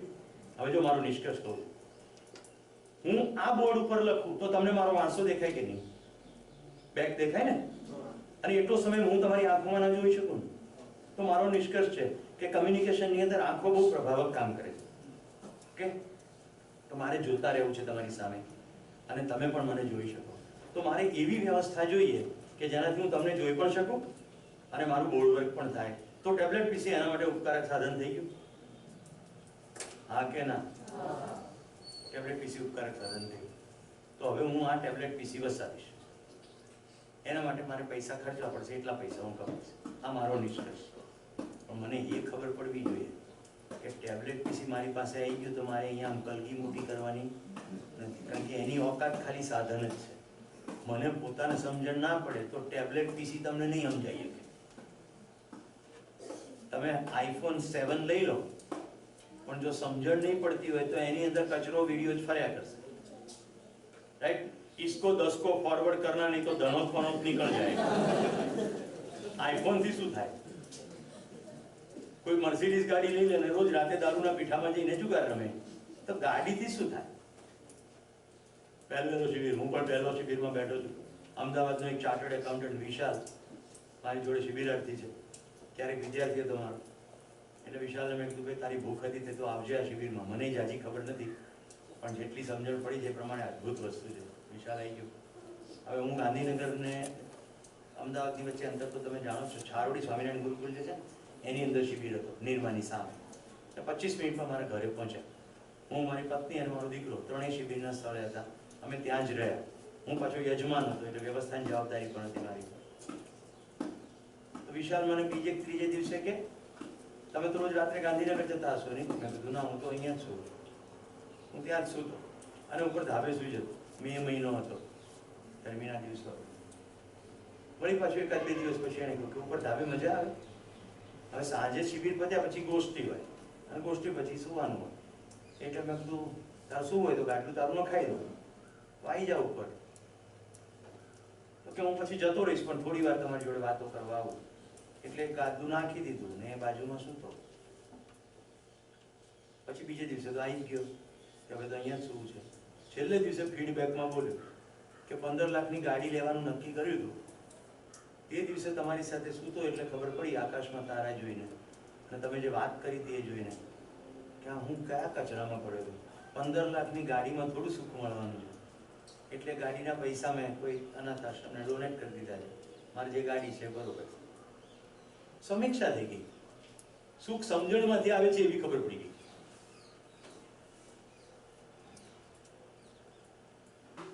સુખ સમજણમાંથી આવે છે એવી ખબર પડી. જવાબ એ જ છે, સમજણથી સુખ છે, સુવિધાથી સુખ નથી. સુવિધાથી સુવિધા, અને સુવિધાનો જેને જેવી સુવિધા જોઈએ, મને આ જોઈએ. હવે તમને એમ થાય કે સુરેશભાઈ ટેબ્લેટ વાપરે છે તો આપણે ટેબ્લેટ લઈએ, કોઈ મતલબ નથી એનો. તમે ટેબ્લેટ લાવો પણ તમને એની ઉપયોગિતા નહીં તો તમારા માટે ટેબ્લેટ એક મોટો અભિશ્રાપ બની જશે, કારણ કે તમારે એને સાચવવાનું. જેટલી ટેકનોલોજી એડવાન્સ હોય એટલી જલ્દી ડેમેજ પણ થઈ જાય. મારી પાસે આની પહેલા એક ટેબ્લેટ પીસી હતું. તો પોલીસ એકેડેમીની અંદર હું ટ્રેનિંગ કરવા ગયો તો આ વીજીએ પોર્ટ જે ભરાયેલો છે ને એમાં સ્ક્રૂ હોય. હું આમ જ છોડીને ગયો. રિસર્ચમાંથી પાછો આવ્યો એક કોન્સ્ટેબલ વીજીએ પોર્ટ ખેંચતો હતો, અનસ્ક્રૂ કર્યા વગર. તે વીજીએ પોર્ટ મધરબોર્ડથી છૂટો પડી ગયો. ટેબ્લેટ તો રહ્યું પણ બોર્ડ તરીકે કામ કરવાનું બંધ કરી દીધું એને. હું એનો તોશિબાનું મશીન હતું અને ઇમ્પોર્ટ કર્યું હતું સિંગાપોરથી. અહીંયા મળતું નહીં દેશમાં. રિપેર માટેનો જે HP નો જે હતો ડીલર, એની પાસે ગયો તો કે સાહેબ રહેવા દો, આ ખોલ્યા પછી પાછું ભેગું કરતા છે બીજું કંઈ ખટપટ થઈ જશે. એની કરતાં તમારું મશીન તો ચાલે છે ને, બીજી એ પદે ના હોય. ત્યારથી મેં નિયમ કર્યો, કારણ કે મને આ તો બીજી બધી રીતે પણ કામમાં છે. મારે જ્યારે લખવું હોય ને, હું ઇંગ્લિશમાં લખું તો સિલેક્ટ કરીને બધું ટેક્સ્ટમાં કન્વર્ટ થઈ જાય. એટલે મને બધું બહુ જ રીતે ઉપયોગી થાય, ખાલી બોર્ડ વર્ક જ નહીં. મશીન મારી જોડે જ હોય. પણ ત્યારથી હું એટલું શીખ્યો કે દરેક સંસ્થા પાસે જ મશીનનો આગ્રહ રાખો, જેથી મારું કામ ખોરવાઈ જાય. મશીન સાથે હોય ખરું, એવું લાગે કે નથી કે વ્યવસ્થા થઈ તો વાપરી લીધી, પણ અધરવાઇઝ હું રૂમની અંદર બેઠા બેઠા મારે આ કામ કરવું કેટલું સરળ છે. આમ બેઠો રાખીને હું આ બધું જ કામ કરતો હોઉં પેનની મદદથી. મને ટાઈપ કરવાની અનુકૂળતા ઓછી આવે છે. હું ટાઈપિંગ આવી રીતે શીખ્યો જ નથી, કારણ કે મશીન ઉપર જ્યારથી મેં કામ શરૂ કર્યું ત્યારથી મારી પાસે ટેબ્લેટ જ છે. તો મારી પાસેના કોઈ સાધનને જોઈને તમે કરવા માંડો તો થોડું કામનું છે. પછી એવી જ રીતે બધું છોડી દો. શું છોડી દો? શરીરને 3 વાર ખોરાક જોઈએ જ છે. ખોટું મોઢું ફીકું કરીને નીરસ ને નિષ્ક્રિય જિંદગી જીવી. શરીરની જરૂરિયાત છે પૂરી કરી નાખો, પછી આગળ વધો. એટલે મિત્રો, સ્વાદિષ્ટ ભોજનનો કોઈ અહીંયા વિરોધ નથી, સારા કપડાં પહેરવાનો પણ કોઈ વિરોધ નથી. આહાર, આવાસ, અલંકાર, દુર્ગમન, દૂરદર્શન, દૂરશ્રવણ એ તમને કેટલું જોઈએ છે એની સમીક્ષા કરી લો. બસ આટલી જ વાત છે. અને બીજાને શું જોઈએ છે એને તમારે કોપી મારવાની જરૂર નથી. એની જરૂરિયાત તમારાથી જુદી હોય છે. રાઈટ? મારા એક સંબંધી છે, એક સામથી 15 રોટલી ખાય છે. હવે એની બાજુ હું બેઠો, હું 3 જ રોટલી ખાઉં. કે તમારે તો કંઈ ખોરાક જ નથી. મેં કીધું કેટલી પચાવી એ ઇમ્પોર્ટન્ટ કે કેટલું ખાવું એ ઇમ્પોર્ટન્ટ? તમે 15 ખાઈને ટટ્ટીમાં 13 નાખી દેતા હો અને હું 3 ખાઈને 2.5 પચાવી શકતો તો 3 જ ખવાય ને. મને એટલી ખબર પડી ગઈ છે કે તમે જેટલો ખોરાક અંદર લો ને એને પચાવવામાં પણ ઉર્જા જાય અને ખોરાકમાંથી પણ ઉર્જા મળે. ઇક્વેશન આવડવું જોઈએ અને એના માટે પોતાની અંદર જોવું પડે કે ભાઈ કેમનું થાય છે. હું ભાત લેવાનો હોઉં તો 2 રોટલી જ ખાઉં. 1 રોટલી જેટલો ખોરાક ભાતમાંથી આવશે, રાઈટ? એટલી ઉર્જા. ખૂબ ગ્રીન સલાડ ખાઉં. પ્રોગ્રામ દરમિયાન બપોરે ખૂબ ઓછું ખાઉં એટલે મને બોલવાની અનુકૂળતા. રાઈટ? અત્યારે હું જે આસાનીથી બોલી શકું છું, હું એકદમ બંબો પેટ ટાઈપ કરીને આવું તો મને આમ થાય કુશભાઈ પછી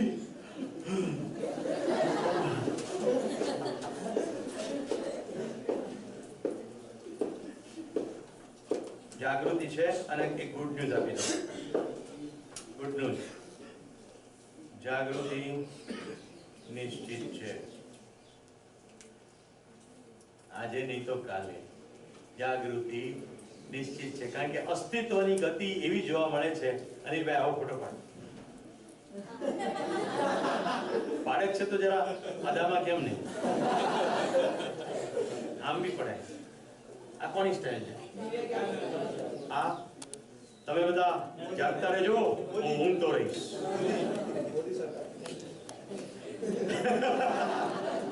આ કોની સ્ટાઇલ છે?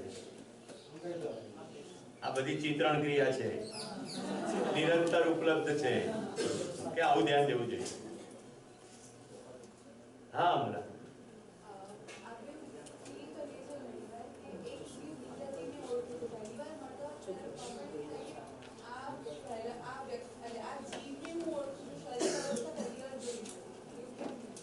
जीवन जीवन को पहचानता है स्थिति गति. स्थिति અને ગતિ. સ્થિતિ અને ગતિ. સ્થિતિ પહેચાનાય છે, જન્મ નહીં. સ્થિતિ એટલે દાખલા તરીકે તારી મારી વચ્ચે પ્રેમની કેટલી બધી વાતો થઈ છે, પ્રેમ વિશે પણ વાતો થઈ છે. તો કેટલા બધા વિદ્યાર્થીઓ મારા સંપર્કમાં છે, બધાની સાથે કે પ્રેમની વાતો નથી થતી. તો સ્થિતિમાં સમજણનું સ્તર, એક સમજણના સ્તર સાથે શરીર યાત્રા આગળ ચાલે છે. તો એ સમજણના સ્તરની સાથે થાય છે. તારે નવીન કાકા સાથે કેમ દોસ્તી થઈ જાય છે? કે why did you ask for Navin કાકા? ઉદયભાઈને પહેલી વાર મળે છે છતાં પણ એની સાથે ભાવની સ્થિતિમાં કેમ બેસી શકે છે? સ્થિતિ સમાન છે, શરીરની સ્થિતિ સમાન છે. ઉંમરને કઈ લેવા દેવા નથી. આની સ્થિતિને કારણે શિબિરમાં બેઠે. જીવન જીવન કો પહેચાનતા है. કુમુદ છોકરો બતાડે તો જીવન જીવન કો પહેચાનતા है, શરીર નહીં. એવું ના યાદ આવે, એ તો સંપૂર્ણ જાગૃતિ પછી એવું યાદ આવે. બધા જ જન્મો, એના નિષ્કર્ષો બધું યાદ કરી શકાય. પણ એ સંપૂર્ણ જાગૃતિ પછી, જાગૃતિની અવસ્થા સુધી ખાલી સ્થિતિ ઓળખાય. હું તો સાવ સાદો ભંગાર સંસારી માણસ છું, તો પણ 15 મિનિટમાં ખબર પડી જાય કે આની સાથે આગળ મૈત્રી કરાય કે ના કરાય. એટલી સ્થિતિની તો એમને ખબર પડે. જેમ જેમ બધું સૂક્ષ્મતાથી જોતા જઈએ તેમ તેમ ઓર ખબર પડતી જાય, સ્થિતિ સમજાય. કરો કરો.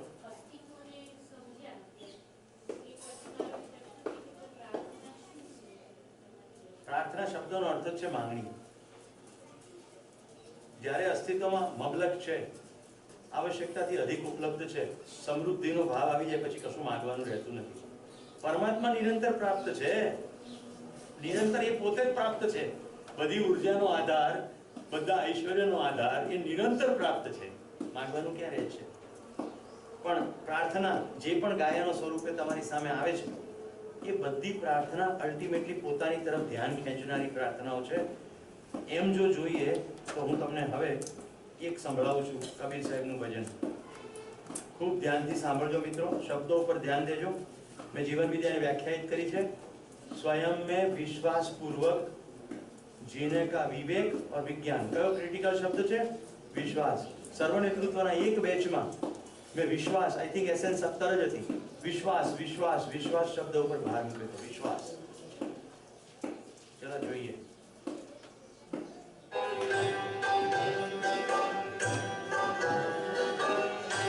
પોતાની અંદર જોવાનું છે આ ગીત દરમિયાન.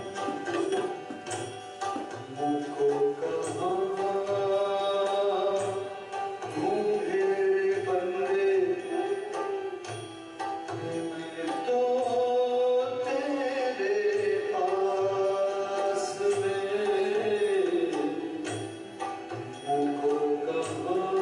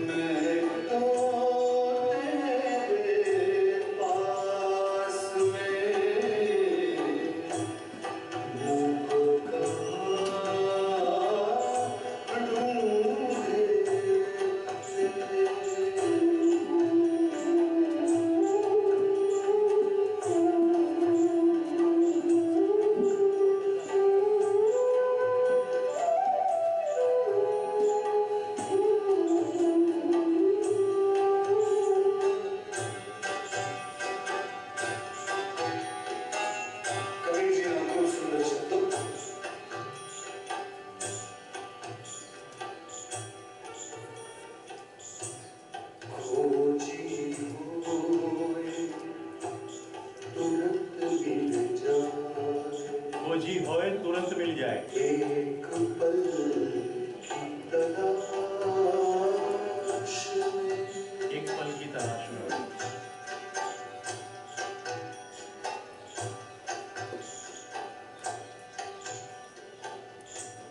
खोजी हुए तुरंत मिल जाए, एक पल की तलाश में। कहत कबीर सुनो भाई साधो, मैं तो हूँ विश्वास में, मुझको कहाँ ढूंढे रे बंदे, मैं तो तेरे पास में, मुझको कहाँ ढूंढे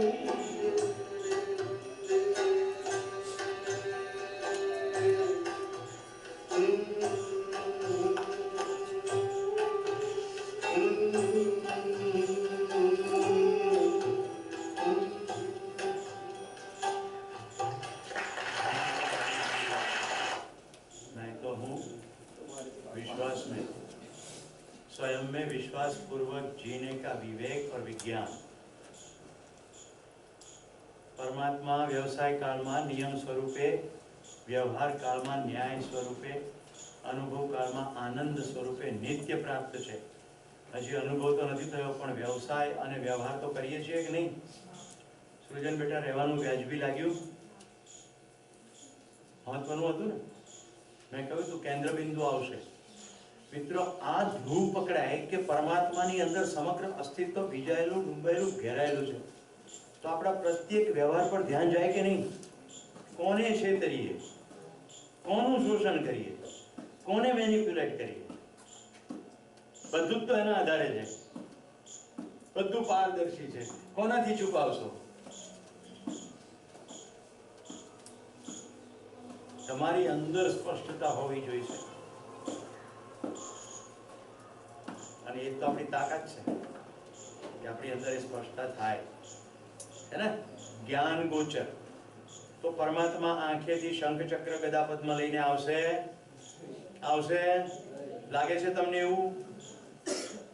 એક તરફ તો આપણે સર્વવ્યાપક કહીએ અને બીજી તરફ તો એને સીમામાં બાંધી દઈએ.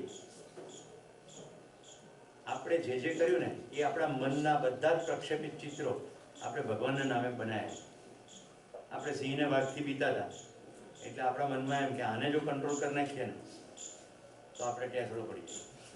એટલે એને કંટ્રોલ કરી શકે, આપણે તો કરી શકતા નથી, ભગવાન એને કંટ્રોલ કરી શકે. એટલે આપણે એની પર ભગવાન બનાવીને બેસાડી દીધા, કેટલાક દેવી દેવતાઓ. પછી જે જે તત્વોમાં કંઈક સારું લાગ્યું એની સાથે ભગવાનને જોડી દીધા. આપણે આકાશના ભગવાનને જોડ્યા, સમુદ્રમાં જોડ્યા. નાના નાના ગ્રામ દેવતાઓ જોઈએ ને તો સાપને ગોગા બાપજી કહે, કારણ કે કરડી જાય એટલે મૃત્યુનો આધાર સાપ થઈ ગયો.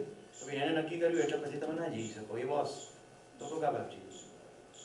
બધી જ પ્રકારની આ માન્યતાઓ માણસની અંદર પોતાથી વધારે કોઈ શક્તિમાન છે એવી કલ્પનામાંથી જન્મી હશે, એવું મને લાગે છે. મારો શુદ્ધ તર્ક એવું કહે છે, મારો પોતાનો અંગત શુદ્ધ તર્ક, કે જે સર્વવ્યાપી હોય એને લોકલાઇઝ કામ કરવાની આવશ્યકતા રહે નહીં. રાઈટ? એટલે ભારતની અંદર કોન્ટ્રાક્ટ લે જન્મ ધારણ કરવાનો અને ખાલી એકલા ભારતીયો માટે કામ કરે અને આફ્રિકા અને અમેરિકા માટે કામ ના કરે, એવું મારે તો ભેજામાં નથી જોતું. એક તરફ તો સર્વવ્યાપી સર્વશક્તિમાન કહીએ અને બીજી તરફ શક્તિનું એક્સપ્રેશન ખાલી ભારતમાં એક જ જગ્યાએ થાય, એમના માટે જ આવે એવું તો ના હોય એવું મને લાગે છે. તમે તમારી અંદર જોઈ લો મિત્રો, આ શિબિરની અંદર જે ચર્ચા થાય ને એ આ 5 દિવસની તમારી એકાગ્રતાના આધારે થઈ રહી. તમે ત્રણ દિવસ તો મોટા ભાગે ગોષ્ઠી ગંભીરતાથી કરી જશે. પહેલા 1-2 છેલ્લો દિવસ ગોષ્ઠીની સ્કોપ નથી એમ વાત કરીએ તો આ શિબિરમાંથી બહાર નીકળ્યા પછી મહેરબાની કરીને ઘરે જઈને કે આ બધું નકામું છે એમ કરીને માતા પિતા જે કંઈ કરતા હોય એને ફેંકી ના દેશો. કારણ કે એમના માટે અત્યારે માન્યતાનું ક્ષેત્ર છે. તમે જાણવાના ક્ષેત્રમાં પ્રવેશ કરી દીધો, એમણે હજી કર્યો નથી. તમારા આચરણથી એ પ્રેરાય અને એ જોવે કે આ શિબિરમાંથી આવ્યા પછી આ વ્યક્તિ એ નથી, પછી પૃચ્છા શરૂ થાય તો એ સંવાદના માધ્યમથી તમે જો તમારી તેવડ હોય તો સમજાવી શકો, તેવડ ના હોય તો શિબિરમાં મોકલવા માટે પ્રેરી શકો. આટલું થાય. પહેલા તો જીવવું જ પડશે. આચરણમાં લાવ્યા વગર એ કક્ષા બનશે નહીં. તો હવે થોડાક જે એજન્ડા છે, આમ તો બ્રેકનો સમય થઈ ગયો છે એટલે આપણે બ્રેક લઈએ અત્યારે, પણ આજ તો બ્રેક પણ ટૂંકાવી દઈએ છીએ. ઓકે, 30 મિનિટનો બ્રેક કરીએ છીએ, એના માટે 20 મિનિટ ચાલશે. 20 મિનિટ્સમાં પાછા આવી જાઓ. પાછા જ્યારે પણ આવો મિત્રો, આનું આ ભજન હું બીજા રાગ એટલે બીજા સ્વરમાં સંભળાવીશ. અંદર આવ્યા પછી પ્લીઝ ઘૂસપૂસ નહીં કરતા. જેમને ઘૂસપૂસ કરવાનો સ્કોપ છે ભલે છેલ્લી મિનિટે જ આવે, કારણ કે આની ઉપર ધ્યાન જવું જરૂરી છે. ઓકે, કબીર સાહેબ, રહીમ સાહેબ, નાનક સાહેબ કેટલા અદ્ભુત સંતો થઈ ગયા છે. ક્યાંક ક્યાંક આંગળી ચીંધેલી છે. આપણું ધ્યાન એ આંગળી કઈ તરફ ચીંધાયેલી છે એની પર જવું જોઈએ. ધન્યવાદ.